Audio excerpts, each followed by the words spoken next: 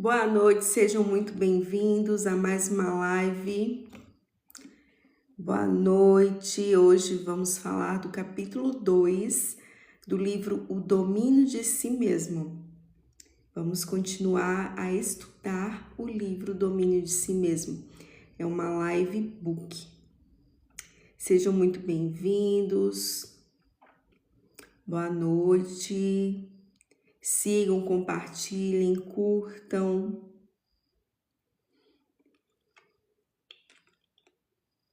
Boa noite, Ivonete. Boa noite, Kátia.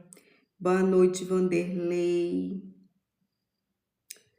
Boa noite, Jogos Divertidos. Marlene, boa noite. Sejam muito bem-vindos. A gente vai falar sobre este livro aqui, ó, O Domínio de Si Mesmo, de Dom Miguel Ruiz Júnior. Na live passada, eu conversei sobre o capítulo 1, né? Nós estudamos o capítulo 1 e hoje vamos estudar o capítulo 2. Para quem não viu, o capítulo 1 está lá no meu canal do YouTube, tá? Quem quiser assistir a respeito do capítulo 1, sobre a explicação do capítulo 1, está lá no canal do YouTube. E nesse capítulo 2, ele aborda sobre domesticação e apego. São dois temas que a gente vai estudar nesta noite. Primeiro, eu vou falar sobre a domesticação, tá? Que tá nesse capítulo 2. E quem quiser fazer alguma pergunta, também interagir na live, fica à vontade, tá, pessoal? Então, aqui, eu vou ler uma historinha aqui sobre a domesticação, que todo mundo já passou por isso, tenho certeza, principalmente na infância, né?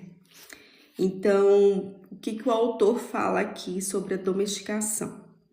Imagine um menino de 8 anos ou 9 anos almoçando com sua avó, que preparou uma sopa para a refeição da tarde. Eles se sentam juntos à mesa, conversando, desfrutando a companhia um do outro. Depois de comer metade da tigela de sopa, o menino percebe que está saciado. Eu não quero o restante, vovó. Estou empanturrado. Você tem que comer a sopa toda, mocinho, ela responde, né? Que você tem ou não filhos, provavelmente está evidente que a avó desse menino está tentando fazer. Suas intenções são admiráveis. Ela quer que ele coma tudo para que fique bem nutrido, né? Que é o que nossas mães faziam com a gente, nossas avós, tias. Quando ele se recusa a fazê-lo, ela tenta convencê-lo a comer mais. Ele já não quer comer e mesmo assim ela tenta convencê-lo a comer mais e mais, oferecendo-lhe então uma recompensa por fazer o que ela deseja, né? Esta é a primeira ferramenta da domesticação. Agora me fala aqui nos comentários quem já passou por isso na infância. E isso é uma forma de domesticação. Quando você não quer comer, você é criança, né? E tua mãe, teu pai ou teus avós te obrigam a comer. Ali já começa a domesticação. Então, assim, o que ela fala para o menino? Você deve terminar a sua sopa. Ela vai fazer você crescer e ficar grande e forte como um Superman, né? Mas o menino está determinado. Não, eu não estou com fome, insiste ele. Eu não quero comer mais agora. Além de não estar mais com fome, o menino também está gostando da experiência de se afirmar, né? De poder colocar a opinião dele no mundo. Pois isso lhe causa uma sensação poderosa de dizer não, expressar o que é o seu livre-arbítrio. Ele também pode sentir o mesmo quando diz sim para as coisas que deseja e lhe provoca o bem-estar fazendo. É assim que as crianças pequenas, incluindo nós mesmos, né? Quando éramos menores aprendem sobre o poder da intenção, dizendo sim ou não. Por fim, o menino atinge o limite da paciência da avó. E quando a cenoura na frente do burro não funciona, né? Ela lança a mão da vara para impor sua vontade sobre ele. Como muitas avós e seus pais antes deles, né? Ela cruza a linha do respeito por sua escolha e introduz a punição. Neste caso, culpa e vergonha, que é a segunda ferramenta da domesticação. Você faz ideia de quantas crianças não têm o que comer no mundo? Elas estão passando fome. Quem já ouviu isso aqui na infância? Fala aqui nos comentários. E aqui está você desperdiçando comida. É pecado desperdiçar comida. Eu já ouvi muito isso. Agora o menino está preocupado. Ele não quer parecer uma criança egoísta e muito menos ser visto como um pecador aos olhos da sua avó.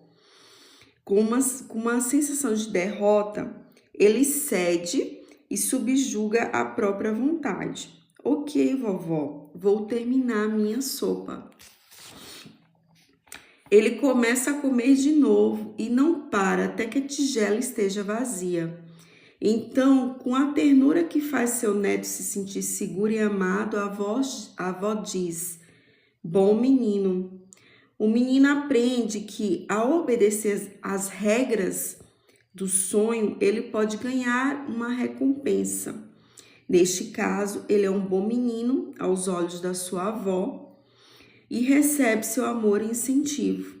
A punição seria ser visto como uma criança egoísta, um pecador aos olhos dela e um menino mau.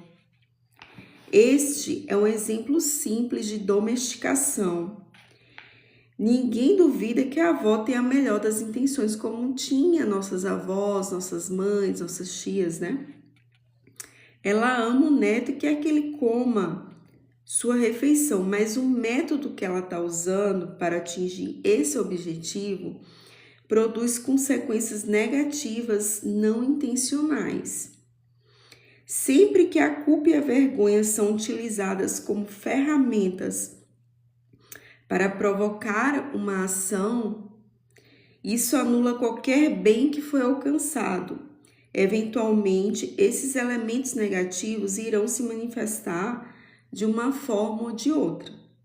Neste caso, vamos imaginar que quando esse menino crescer, a domesticação que se deu em torno dessa questão seja tão forte que ainda exerce um poder dominador sobre ele até a idade adulta.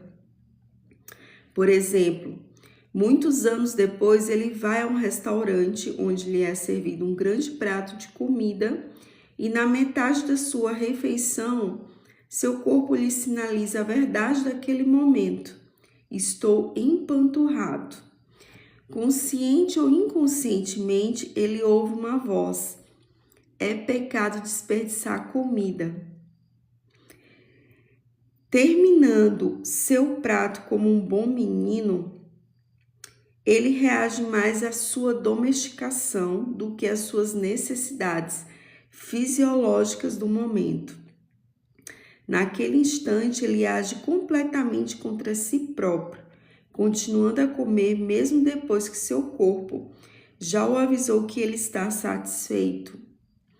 A ideia está tão arraigada que anula a preferência natural do seu corpo por parar. Comer demais pode prejudicar seu organismo, o que é uma das consequências negativas nesse caso de usar a culpa e a vergonha como ferramenta. A outra consequência é que ele está experimentando sofrimento interno, né? Ou ele está ao reviver, né?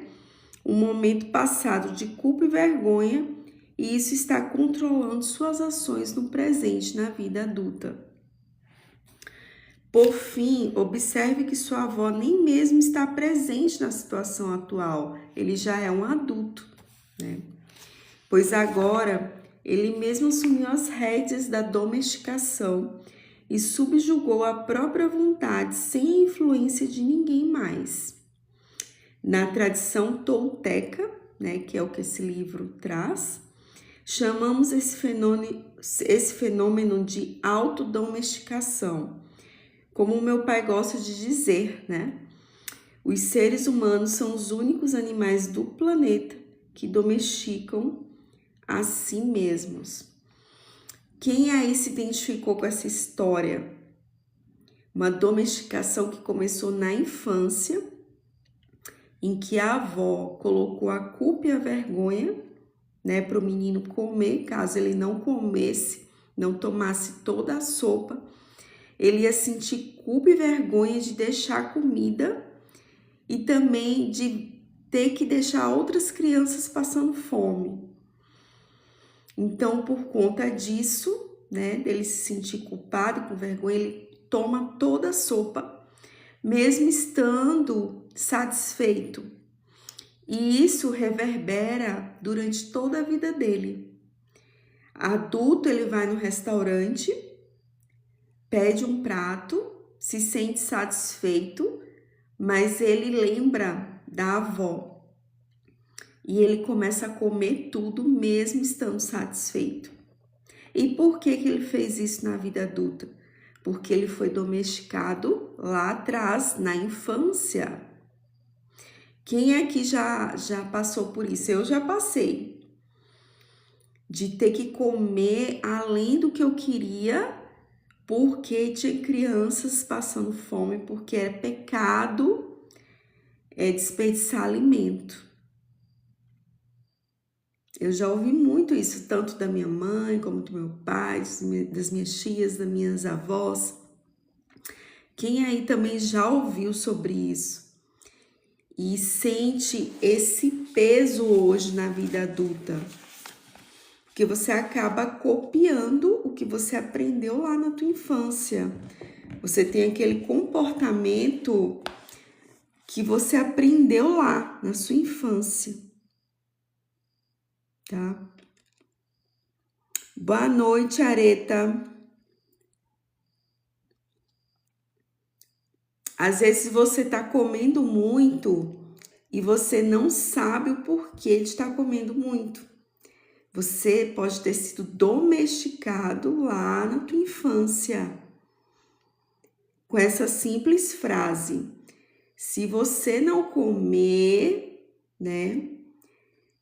Tem outras crianças passando fome, você vai ser o culpado por outras crianças. Obrigada. Você vai ser culpado ou culpada por outras crianças estarem passando fome. E desperdiçar comida é pecado. Aí a criança já imagina Deus punindo ela, né? Porque na minha infância eu me imaginava assim, como se Deus estivesse me punindo. Obrigada, querida, muito obrigada. Estivesse me punindo por eu não comer, né? Toda aquela comida que estava ali no prato, sendo que eu não queria mais comer. Eu já estava satisfeita. Então, assim, isso é para a gente refletir em tudo na vida, né? Não só em relação à comida, mas em relação a vários comportamentos que a gente tem na vida adulta e a gente não sabe por que a gente tem esses comportamentos. Então, agora você vai começar a pensar, será que eu fui domesticado ou domesticada na minha infância? Será que eu fui obrigada a fazer isso sem eu querer?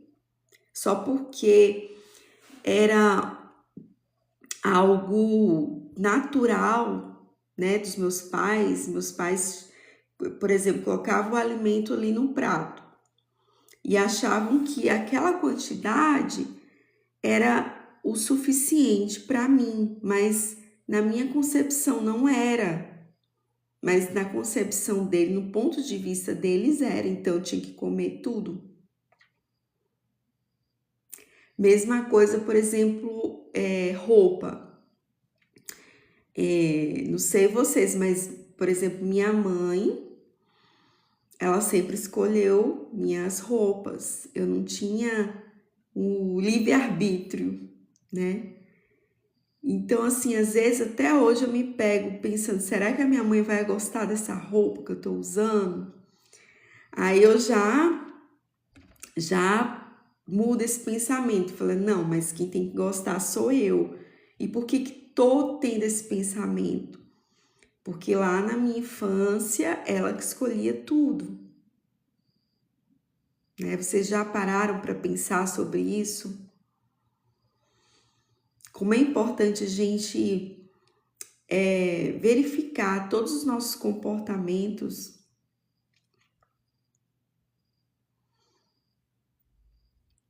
Ó, Areta, fui muito reprimida na minha infância. E hoje, como você se sente, Areta? Você acha que os comportamentos que você tem hoje na vida adulta são reflexos da sua infância? Você ainda carrega isso, esse trauma, esse peso, essa mágoa? Você acha que você ainda carrega?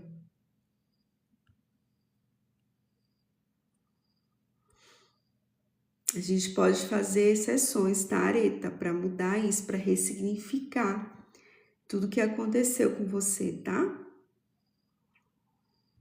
Venha participar da mentoria Asas. Manda um oi lá no direct depois, né? No privado. Uhum. Exatamente isso, Areta. E hoje, assim, na vida adulta, quem te impede, né, de falar o que você pensa? O que está te impedindo são tuas crenças, as crenças que foram depositadas lá na tua infância, né? Então, você está levando para a vida adulta.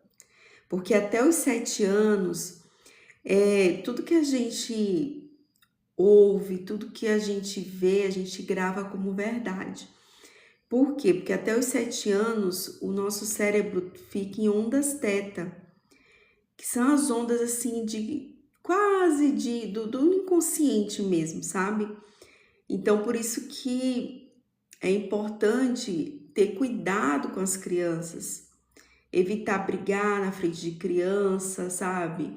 Não xingar, não falar palavras para diminuir a criança, porque isso vai gravando no inconsciente dela como verdade. E ela vai para a vida adulta levando isso com ela, porque o nosso inconsciente é que comanda a nossa vida, não é o consciente. O consciente é só um pouquinho. Quem comanda a nossa vida é o nosso inconsciente.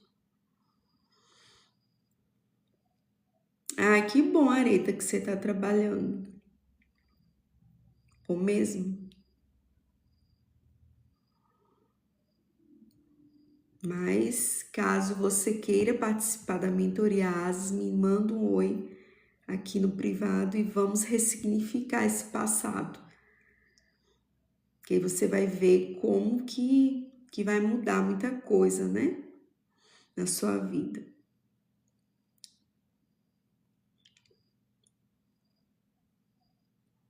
Que bom! Fez todo o oposto do que sua mãe fez contigo, né? Suas filhas são suas amigas. Porque assim, Areto, o que que a gente pode fazer para perdoar, né? A mãe. A gente tem que olhar que ela teve uma outra educação. Então, assim, você não sabe como tua avó tratou a tua mãe, como ela educou tua mãe. Tua mãe não conseguiu. Nossa, tô bem rouca. Então, sua mãe não conseguiu ressignificar o que ela aprendeu da tua avó. Então, certamente ela pode ter sofrido muito e não ter recebido amor, né? Como gostaria. E ela repassou isso para você. Entende?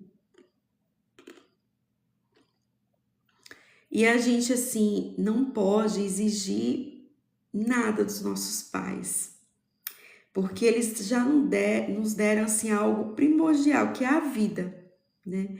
Então, quando a gente começa a exigir dos nossos pais, por exemplo, até amor, atenção, carinho, a gente vai estar saindo do nosso lugar de filha e elevando a ela como se ela fosse filha e a gente mãe ou pai. A gente sai do nosso lugar e a gente desequilibra todo o seio familiar, né? A constelação familiar explica muito isso. O que a gente pode fazer para perdoar? Falar as frases do Ho'oponopono, que é: mãe abençoada, eu sinto muito, por favor me perdoe, te amo, sou grato.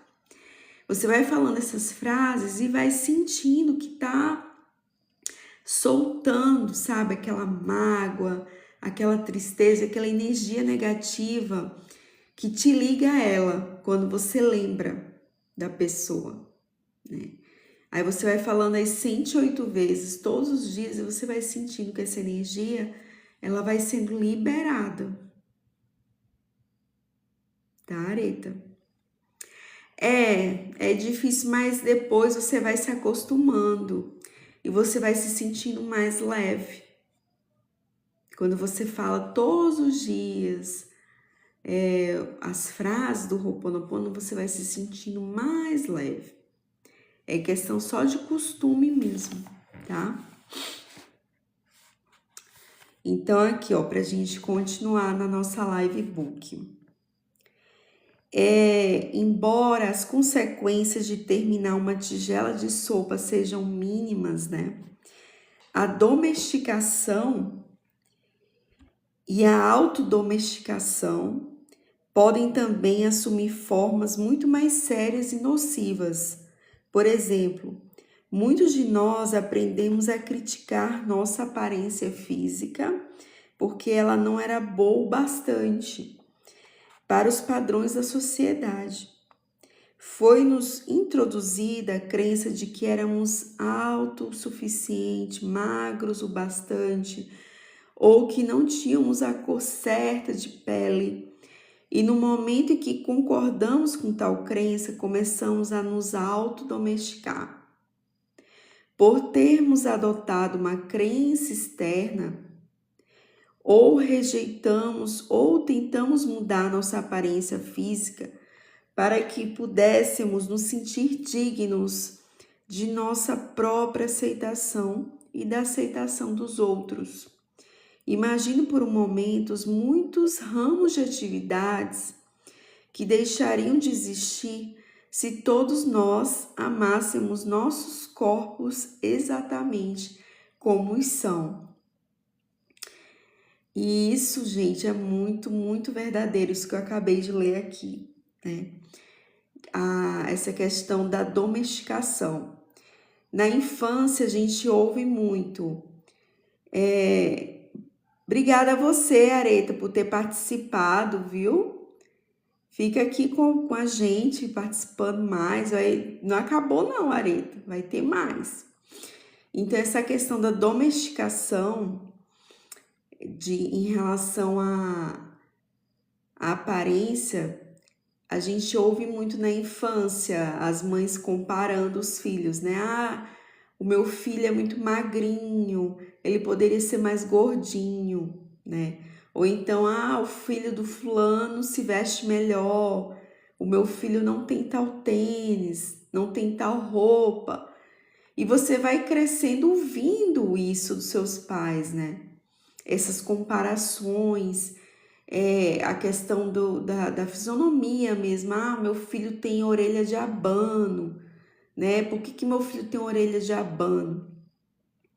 E a criança ela vai ouvindo isso, internalizando como se fosse uma verdade, como se ele tivesse que ter vergonha daquela orelha de abano.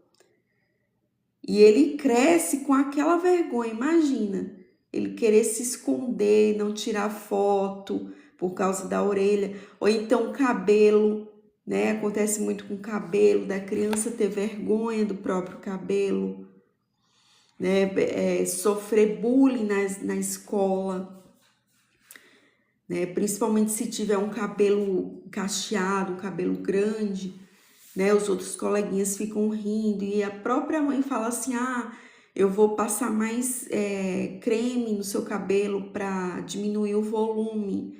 O seu cabelo é muito cheio, é muito grande, né? O seu cabelo é feio, então o seu cabelo vai dar muito piolho. Então a criança ela cresce com vergonha do cabelo, a menina, vamos dar um exemplo. Ela vai crescer com a vergonha do cabelo. Aí ela fica se escondendo de foto, se esconde de sair com os amigos, tudo isso porque ela foi domesticada na infância.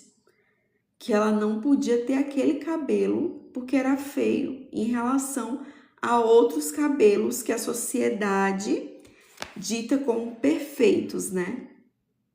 Mesma coisa o corpo. Ah, minha filha não é magra. Ela não está dentro dos padrões, né, da sociedade. E a criança ela vai crescendo com aquilo. Ah, eu preciso ser magra. Ser magro para me aceitarem na sociedade. Aí o que acontece? A pessoa começa a colocar para fora, né? Come e vomita, come e vomita. Esqueci o nome da doença que faz a pessoa, depois de um certo tempo, ela cria uma patologia, né? Ela come e vomita. Alguém sabe aqui o nome da doença? Eu esqueci.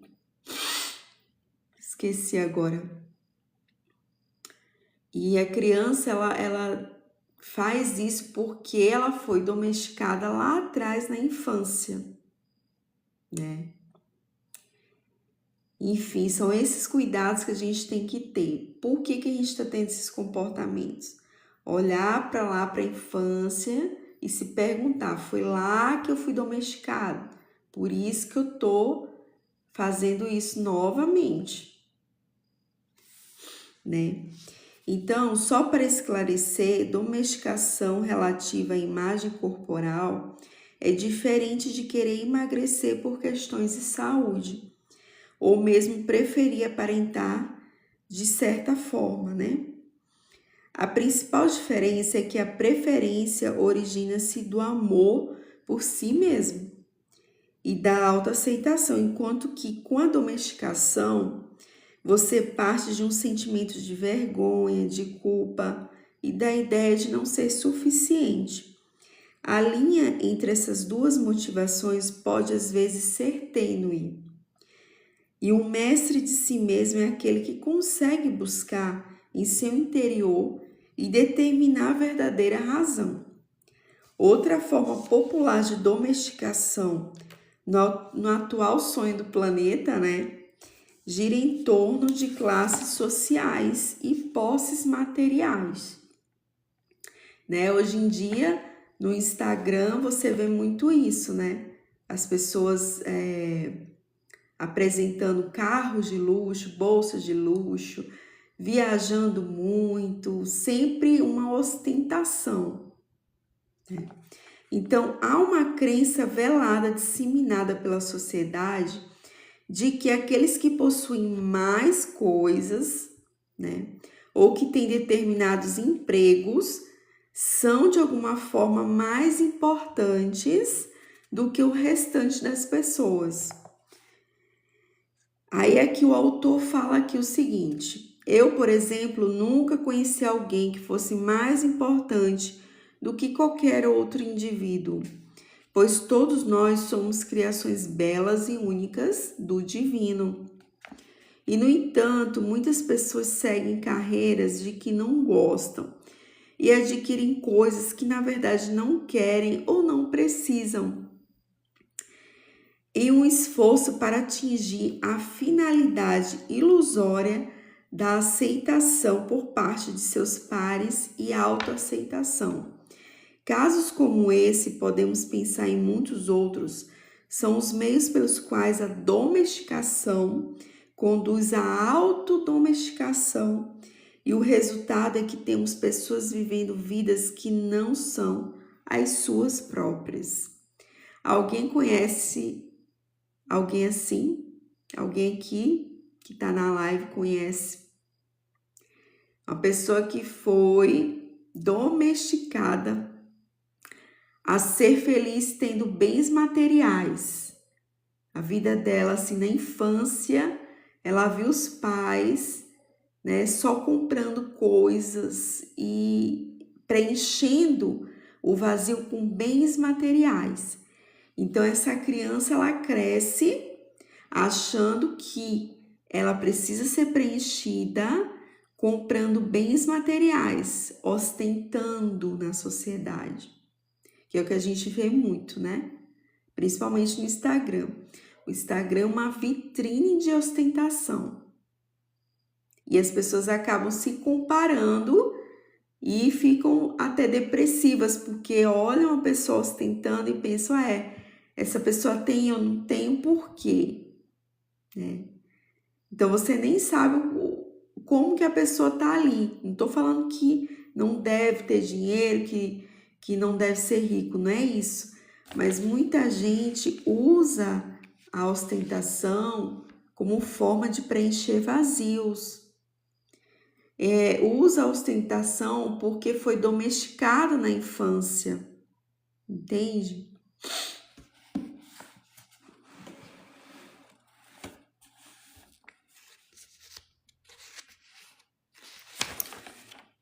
Então, embora, né, a gente tenha que se concentrado nos aspectos negativos da domesticação, nem toda domesticação resulta em consequências negativas, né? Em outras palavras, só porque uma ideia foi plantada em você via domesticação não significa que a ideia seja ruim e você deva rejeitá-la. Se ela for coerente com suas verdadeiras preferências na vida, isso é maravilhoso. Por exemplo, se meu amigo acabasse tomando gosto pela prática do direito, né, o exemplo aqui do livro do autor, não haveria motivo para mudar de carreira. Depois de decidir por si só, com a mente límpida, que determinada ideia ou crença funciona para você, não há nada de errado em conservá-la. O importante é que você faça uma escolha consciente. Entendeu, pessoal? Sobre domesticação. Vamos curtir, compartilhar, seguir e vamos interagir aqui na live também, tá, pessoal? Podem perguntar, interagir.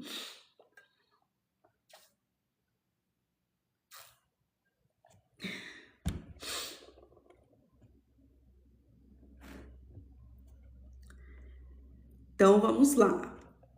Vocês estão me ouvindo bem? Estão me ouvindo?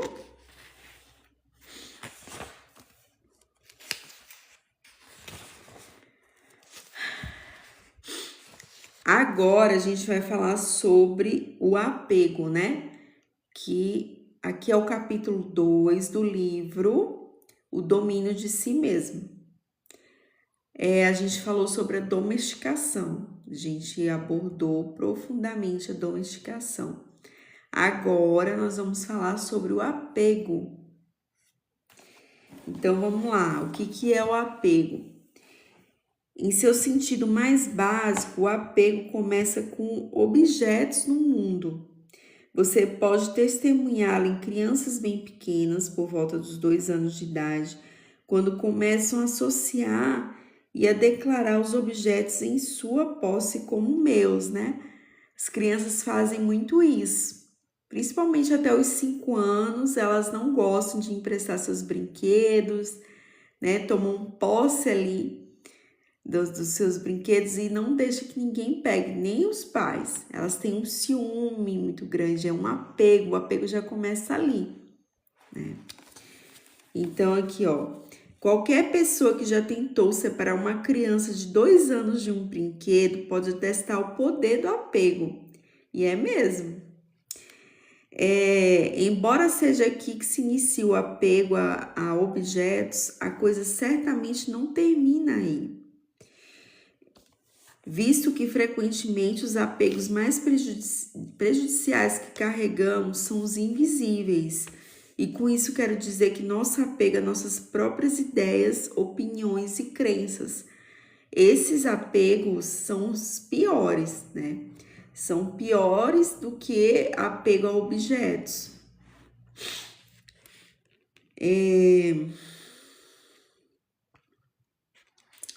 Imagine que você gosta, agora eu vou dar um exemplo. Imagine que você gosta de futebol. Você não tem um time ou jogador em particular pelo qual você torce. Não importa se a partida está ocorrendo em um estado magnífico ou campo de terra batida. Ambos são igualmente bons para um fã que simplesmente adora o esporte. Os jogadores poderiam ser ótimos ou medíocres e você não se importaria, contanto que todos os participantes do jogo estejam curtindo a partida. Enquanto assiste, você geralmente não escolhe torcer a favor ou contra um lado. E mesmo que decida torcer por um time específico, você o faz com muito pouco investimento emocional, apenas o suficiente para tornar o jogo mais emocionante. Como resultado, independentemente de qual time vença a partida, isso não tem nada a ver com você pessoalmente, já que você não transformou o fato de torcer por um time em particular em uma parte de sua identidade. No momento em que o árbitro apita o fim da partida, independentemente de qual time vença ou perca, você deixa o jogo para trás. Você sai do estádio e segue em frente com sua vida, tendo desfrutado de uma boa partida de futebol. Neste contexto, quando você assiste a um jogo, está simplesmente apreciando um momento num tempo, né? Sem qualquer apego ao resultado. Você experimentou a forma mais pura de alegria proveniente do seu desejo de aproveitar o jogo pelo jogo em si, ou a vida sem imposição de condições. Você conservou sua liberdade pessoal durante todo o processo, já que o resultado da partida não afetou em nada na sua vida. Então aqui, continuando com essa analogia, vamos imaginar que você gosta de futebol, mas agora é um torcedor dedicado de um determinado time. Suas cores mexem profundamente com você. Quando o árbitro apita o fim da partida, o resultado do jogo o afeta em um nível emocional. Você fica exultante quando seu time vence. Quando ele perde, você fica decepcionado. Seu apego ao seu time começa a impactar sua vida pessoal fora dos portões do estádio, quando você se relaciona com o mundo como um torcedor. Por exemplo, quando seu time perde, você pode ter um dia ruim de trabalho. Discutir com alguém sobre o que ou quem é o responsável pela derrota, ou se sentir triste apesar de muitas outras coisas boas que acontecem ao seu redor. Não importa qual seja o efeito, você permite que seu apego a um determinado resultado mude sua personalidade. Seu apego ao futebol afeta um universo que não tem nada a ver com isso.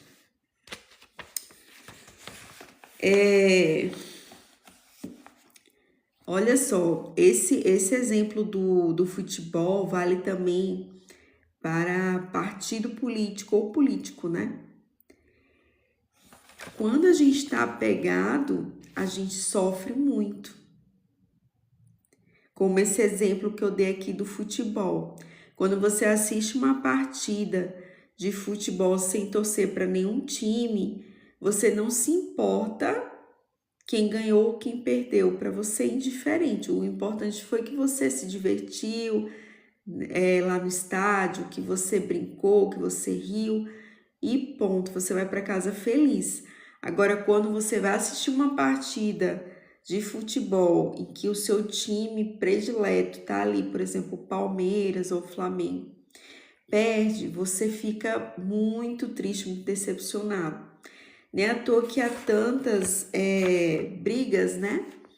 Após os jogos de futebol. Muita briga de torcedores. Por quê? Por que isso acontece? Porque são pessoas apegadas aos times. Um apego extremo que leva a isso, leva a brigas, leva a desentendimentos. O que era para ser apenas um divertimento leva a briga, sabe? Porque um vai ter que perder, os dois não podem ganhar. Porque quando há empate, na minha concepção, não há ganhador, há empate, né? Então, assim, as pessoas, elas precisam verificar quais são seus apegos, que isso não é normal. Você ir assistir um jogo de futebol e se seu time perder, você vai sair brigando, né, com todo mundo, batendo nos outros, isso não é normal. Isso não é uma pessoa que pode conviver em sociedade. Porque se ela é apegada a um time de futebol, ela também é apegada a várias outras situações, a vários objetos. Não tem gente que é apegada a carro, né? Tem gente que ninguém pode dirigir o carro dele, é só ele.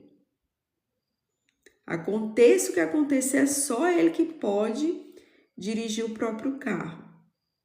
Ou só ele que pode, por exemplo, usar aquele boné. A pessoa tem um ciúme de um boné. Se alguém pegar aquele boné dele, a casa cai. E isso é um tipo grave de apego. Tá? Tudo que você briga para ter para você, coisa exagerada, é um apego. Tá? Não só questão de times de futebol, mas religião, política, tudo entra no apego. Então,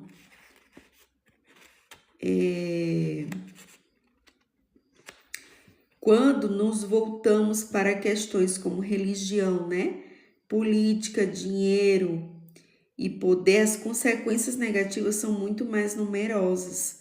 Quando você se apega a um objeto, ideia ou crença, você o torna parte de quem você pensa que é. Então, depois que a névoa o envolve, sua visão fica nublada. Você não será mais capaz de enxergar a humanidade de um indivíduo que não concorda com você, pois você só pode ver a personificação de uma ideia contra a qual você se opõe, né? Tem pessoas que são tão apegadas a opiniões que elas não conseguem ter uma conversa com outra pessoa de opinião diferente. Vocês conhecem alguém assim? Eu conheço. Tem pessoas que elas ficam enfurecidas se elas conversarem com outra pessoa que diverge dela. Que ela sai de perto, que ela grita, que ela xinga, sabe? Se a outra pessoa não tiver a mesma opinião dela. Isso é um tipo de apego. Porque nós vivemos numa sociedade democrática. Então, a gente tem um livre-arbítrio e cada um pode pensar o que quiser. As pessoas não são obrigadas a pensar como você quer que elas pensem. Se você conhece alguém assim, pode ter certeza que ela é muito apegada. E isso é uma doença, tá? Isso é uma doença.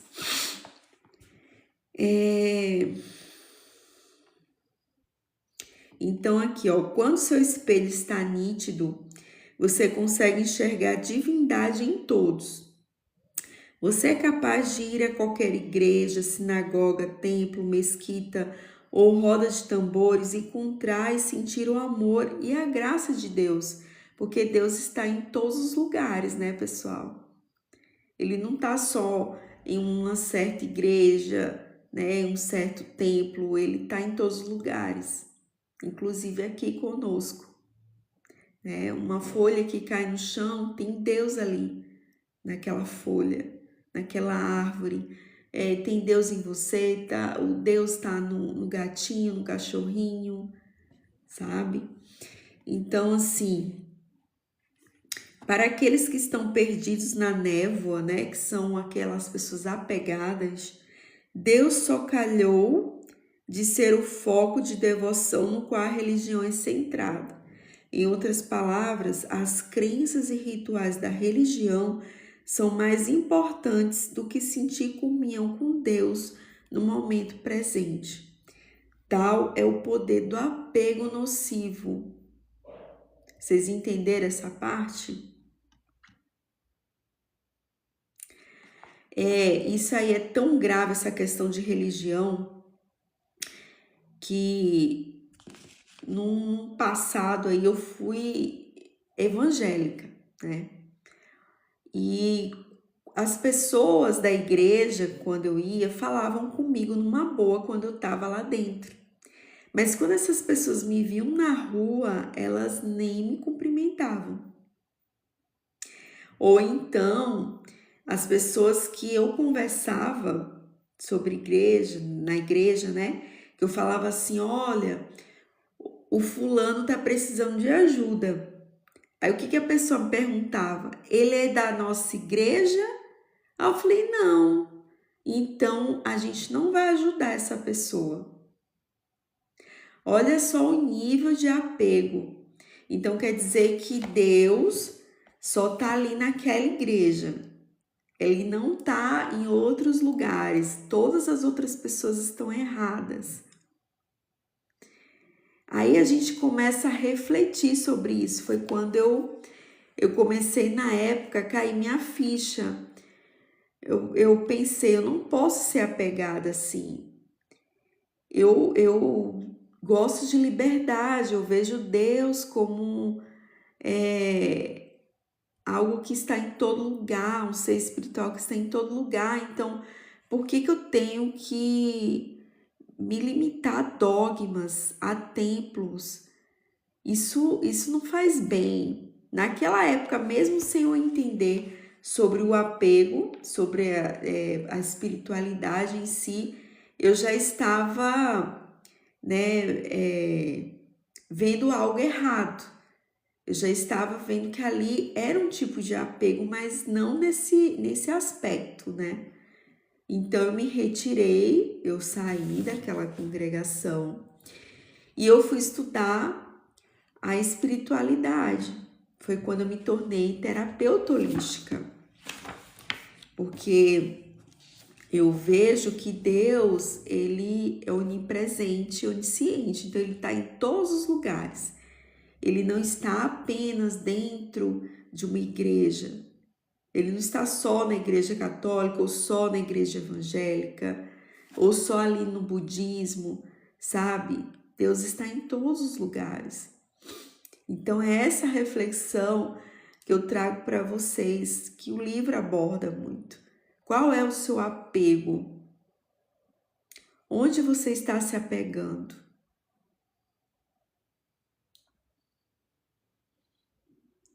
Alguém aqui quer falar alguma coisa? Pode falar aqui nos comentários.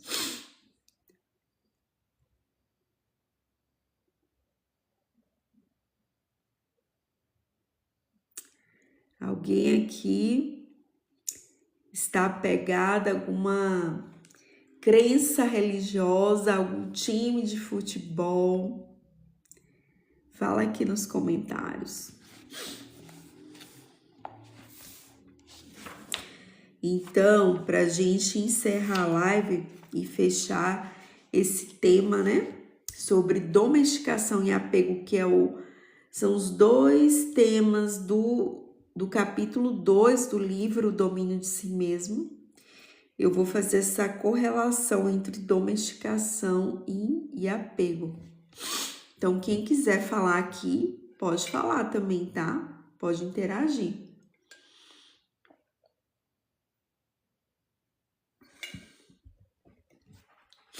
Então, aqui, ó, compreendendo a relação entre domesticação e apego. No exemplo do torcedor de futebol, um apego surgiu a partir de algo genuinamente amador, o futebol, né? O torcedor permitiu que seu amor pelo esporte o atraísse para a névoa, ao tornar o esporte parte da sua identidade. e confundir sua ligação com o time como quem ele de fato era. No exemplo do menino da avó, o menino foi domesticado à ideia de que ele deveria terminar toda a comida do prato, embora essa ideia não fosse verdadeira para ele. E já adulto, ele aderiu à ideia de que deveria terminar a comida do prato, mesmo que seu corpo estivesse indicando algo contrário. Como resultado, ele agora também está apegado a essa ideia. A diferença a se compreender aqui é a seguinte: o apego nem sempre se origina da domesticação. Mas a domesticação, se fora do controle, sempre leva ao apego. Eis o processo que conduz da domesticação ao apego. Primeiro, a domesticação. Você é domesticado a uma ideia por meio de interação com outros no sonho do planeta. A avó domestica seu neto para a ideia de que é pecado não terminar toda a comida do prato, né? Segundo, a autodomesticação. Uma vez que essa ideia esteja alojada dentro de você e seja aceita, ela se torna uma crença. Você não precisa mais de um domesticador externo para reforçar essa ideia. Você vai fazer isso sozinho. Trata-se da autodomesticação em ação. O neto cresce e habitualmente come toda a comida do prato, mesmo quando não está mais com fome. Como eu tinha explicado para vocês, ele aprendeu ali na infância que ele tinha que comer toda a comida do prato com a avó, né? Porque ele ia se sentir culpado e vergonha de não comer porque tinha outras crianças passando fome na rua. Então ele cresce, vira adulto, vai a um restaurante e ele come tudo que tá ali, tudo que ele pediu, mesmo ele estando sem fome. Por quê? Porque ele lembra disso, que ele teve na infância, dessa domesticação que a avó dele fez lá na infância. E ele leva para a vida adulta. E muita gente está domesticado nisso. Muita gente nem sabe por que come muito. Porque foi domesticado lá atrás na infância, né? E aqui o apego, 3, o apego. Você agora está apegado a essa crença. E dependendo de quão forte seja o seu apego, a sua aceitação de si mesmo e dos outros depende da observância à crença. O neto se sente culpado se não termina toda a comida do prato. Ele repreende seus amigos por não terminarem toda a comida do prato deles e domestica seus filhos para a mesma ideia. Ou seja, vai passando de geração em geração, né? Toda essa domesticação vai passando de pai para filho, de avô, pai, filho. Então, como vocês podem ver aqui, né, nessa live book, os apegos muitas vezes podem surgir da domesticação. O mais irônico é que quando isso acontece, você se apega a uma ideia com a qual nem concordava inicialmente, mas apenas a adotou por causa da domesticação. O resultado final é que, sem consciência, você vai aderir a ideias que nem mesmo são verdadeiras, para você também forçá-las aos outros, né? Porque sua mãe te obrigou a comer toda a sopa, a tomar toda a sopa, então você grava isso como verdade e você obriga a tua filha também a tomar toda a sopa, porque você foi domesticada lá na tua infância de que é certa a criança comer toda a comida do prato, entende? Então aqui, ó, a domesticação e o apego trabalham juntos para mantê-lo afastado do seu eu autêntico, perdido na névoa e na fumaça, preso no drama da festa. Este ciclo, domesticação, autodomesticação e o apego pode perdurar por gerações até que você se transforme em um mestre de si mesmo e liberte-se dos grilhões, tá? Então, você pode se libertar disso, tá? E se transformar em um mestre de si mesmo. Parar de ser domesticado e também o apego, tá? Então, quem aqui tá lembrando que foi domesticado na infância precisa se livrar? Muitas pessoas, né? Muitas pessoas estão assim.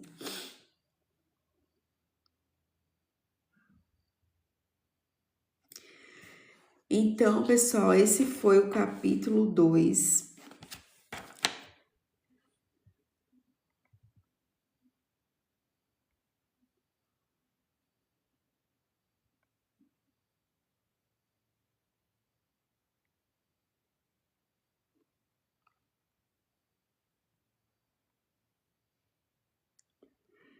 Esse foi o nosso capítulo 2 do livro Domínio de Si Mesmo. Muito obrigada para quem participou, né, da live book.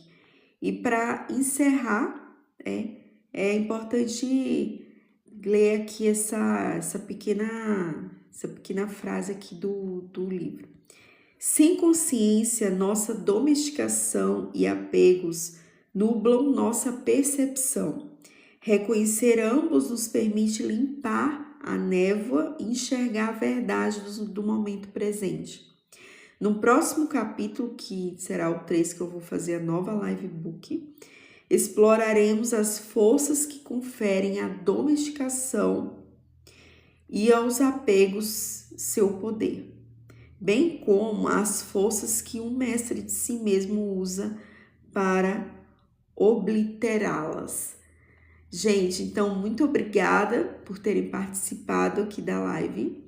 E a próxima live book será sobre o capítulo 3 do livro, que será sobre amor incondicional por si mesmo. Então, não percam, tá? Uma boa noite para todos e até a próxima live. Muito obrigada.